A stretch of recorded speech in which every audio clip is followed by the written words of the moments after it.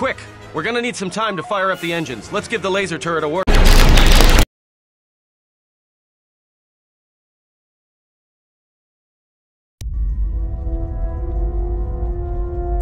If they hit us, we're dead. But if they keep missing us, we're dead. It's great odds.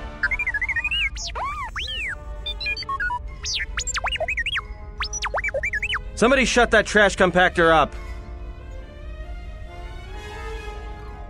I'm doing all I can, and that's not enough. What'd you do to make these guys so mad? Well, either they hit us and destroy us, or they hit an asteroid and make the whole field go nova. Not with all these asteroids around us. We'd enter hyperspace in pieces. We have to clear that field first. Thing is, we clear the field and they're gonna have a clear shot at us. What are the asteroids? They can be destroyed by us as well as them, can they not? That'll take out the whole field, the colony, and maybe us. We might not even be able to jump to hyperspace in time. Then we die here. Choose now.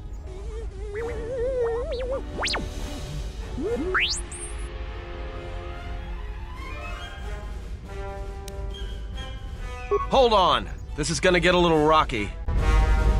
Well, now that we just killed a planet, maybe one of you can tell me what's going on. Because between assassin droids, a Sith Lord that looks like he sleeps with vibroblades, and being target practice for a Republic warship, I was better off in my cell. The Republic warship was the Harbinger.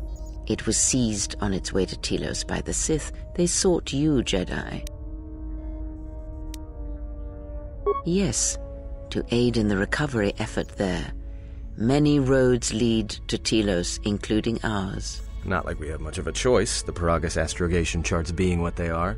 It is where we must go, and where the Harbinger was bound before our unfortunate encounter on Peragus. You were difficult to find, but coincidence was on our side. When I learned that you were on the vessel, I knew the Sith would not be far behind. When we intercepted the Harbinger, it was crippled, drifting in space. It was a simple matter to board the vessel and rescue you. Unknown to me, however, the Sith were already on board. Just as we made the jump to hyperspace, they fired upon us, nearly destroying the Ebon Hawk.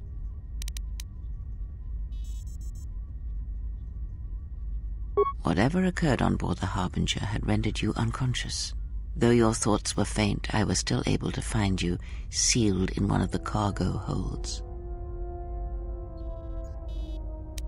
I do not know how the Ebon Hawk was able to make it to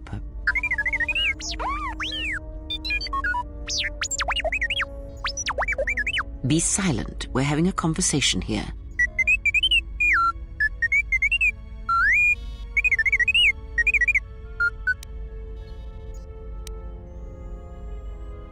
Repaired this ship, my eye. Next thing you know, it's gonna claim credit for saving our skins. If that little noisemaker says it repaired the ship once, then it can prove it by doing it again. Go on, get!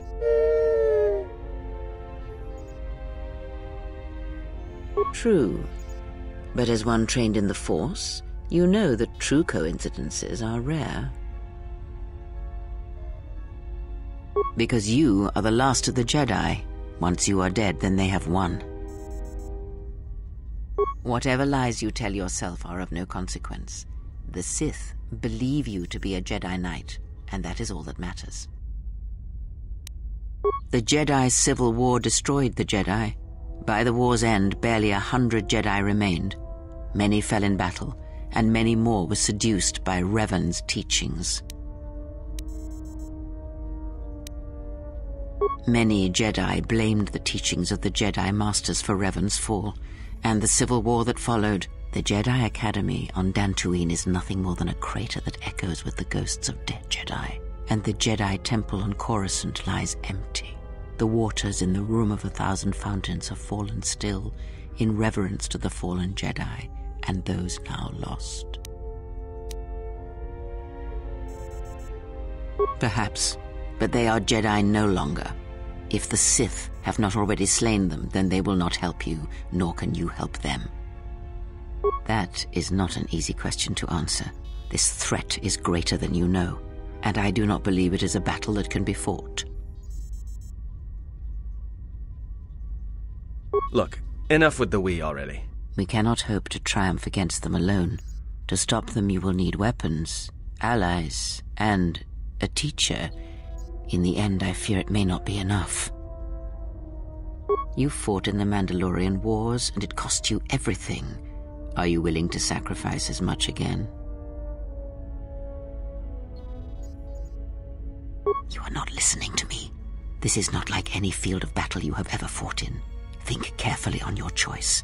If you choose to fight, if you choose war, it is a path few turn from once the first steps are taken. It carries with it a terrible price, and in the end you may find you have nothing left to sacrifice.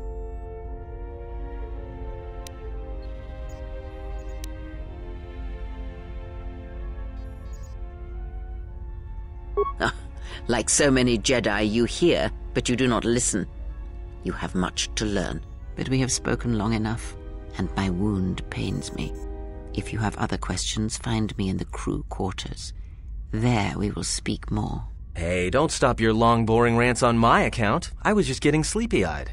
Also in private, we will be mercifully free from the opinions of imbeciles and fools. Look, not like I care or anything, but you might want to go check on our passenger, especially with that hand of hers. I think she was barely keeping it together. I'm surprised she's able to stand with all that pain rolling off of her.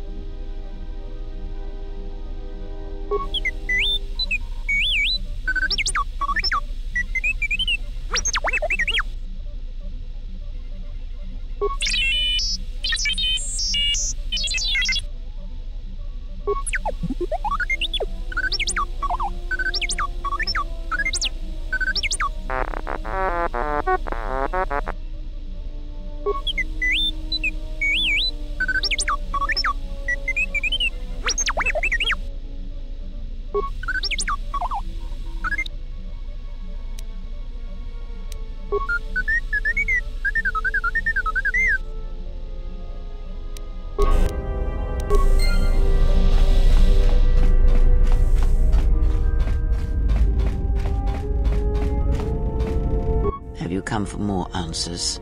There is little more left to give. That does not surprise me, any more than you hearing my thoughts when we were apart. The pain, however, was unexpected. If I could, I would have shielded you from it. Save your pity. I am here to save you, not the other way around.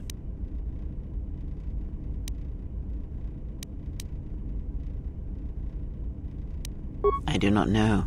I fear that the consequences would have been more extreme. Then the sensation you would feel upon my death might be less than that, though much quicker. Possibly, yes, and I fear it works both ways. I would not wish to test it, nor should you.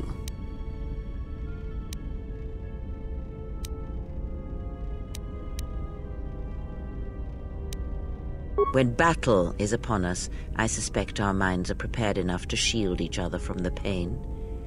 I think we shall not have a repeat incident of what happened at Peragus. It seems the force flows easily between us. When one of us manipulates the force to heal or strengthen ourselves, the other is aided as well.